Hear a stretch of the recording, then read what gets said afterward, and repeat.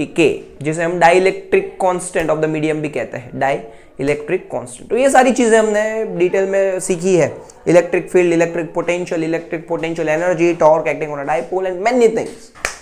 Now in 12th standard we are studying electrostatic with Gauss law. हम Gauss law से start कर रहे हैं, जो इलेक्ट्रोस्टैटिक्स है वो। तो गॉस लॉ क्या है ना, ये समझ लो, जैसे कूलम्स लॉ, उसको पहले समझा और पूरा चैप्टर ऑलमोस्ट उसके बेसिस पे था। तो गॉस लॉ क्या है उसको समझो, ये पूरा का पूरा एप्लीकेशन है, ऑलमोस्ट आधे से ज्यादा चैप्टर जो है वो गॉस लॉ के बेसिस पे है। तो गॉस लॉ क्या है वो समझ लेते हैं।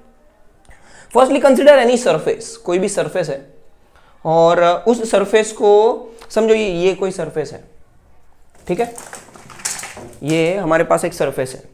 इस सरफेस को एक परपेंडिकुलर जो होगा इस सरफेस को, उसको हम कहेंगे नॉर्मल वेक्टर, ठीक है, या तो एरियल वेक्टर। तो ये सरफेस को, ये जो सरफेस है, या तो ये बोर्ड है, बोर्ड को परपेंडिकुलर है तो ये एरियल वेक्टर हो गया।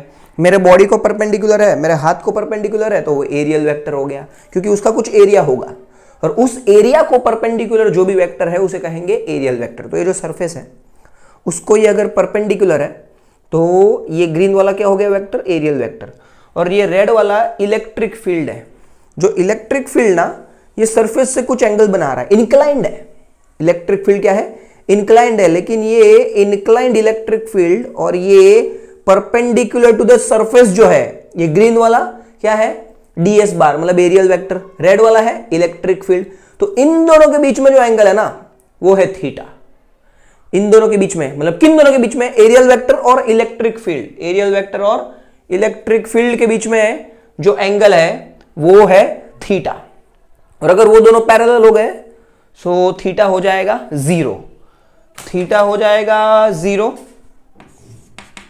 तो कॉस 0 हो जाएगा 1। और ये चारों के चारों डेरिवेशन में थीटा हमेशा 0 होगा। ये इंपॉर्टेंट बात ध्यान रखो, थीटा 0 होगा, कॉस थीटा हमेशा 1 होगा, कॉस 0 हमेशा 1 होगा। और गॉस लॉ का ये फॉर्मूला है, ये एक बेसिक स्ट्रक्चर है गॉस लॉ का, जिसमें मैंने के भी ऐड किया है परमिटिविटी जनरलाइज्ड करने के लिए।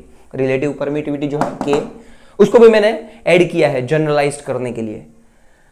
अब ये कहेंगे इसे क्लोज इंटीग्रल। आप इंटीग्रेशन तो करते हैं और इंटीग्रेशन पता है आपको, एरिया फाइंड करने के लिए यूज करते हैं definite integration, application of integration में आप एरिया फाइंड करते हैं। इंटीग्रेशन यानी जोड़ना, कंबाइन करना, एड ऑन करना। स्मॉल पार्टिकल है dx के रिस्पेक्ट में, किसी इंटीग्रेंट के रिस्पेक्ट में आप इंटीग्रेशन करते हैं किसी फंक्शन को। तो सिमिलरली यहां पर हम इंटीग्रेट किसको करेंगे, एरिया को विथ रिस्पेक्ट टू ds।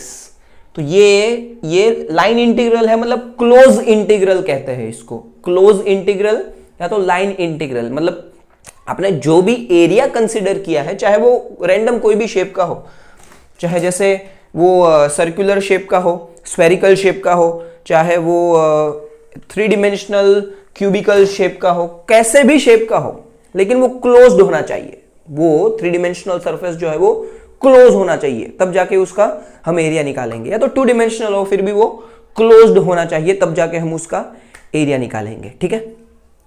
तो इंटीग्रेशन करना है ds का। थीटा क्या है ये हमने समझ लिया, angle between ds bar and e बार।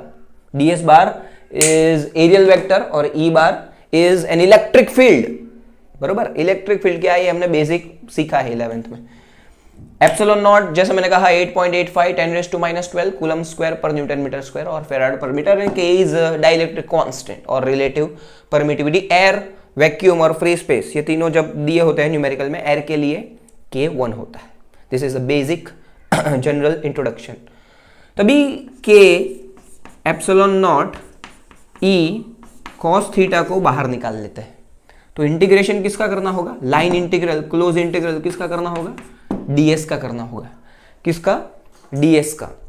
और यही मेन है, ये जब 1 2 3 4